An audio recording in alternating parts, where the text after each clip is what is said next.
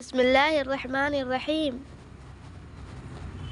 حضرت عائشہ رضی اللہ عنہما سے روایت ہے کہ نبی کریم صلی اللہ علیہ وسلم نے فجر کی 2 رکعت سنتوں کے بارے میں ارشاد فرمایا، یہ 2 رکعتیں مجھے ساری دنیا سے زیادہ محبوب ہیں۔ حضرت عائشہ رضی اللہ عنہما سے روایت ہے کہ نبی کریم صلی اللہ علیہ وسلم نے فجر کی 2 رکعت سنتوں کے بارے میں ارشاد فرمایا،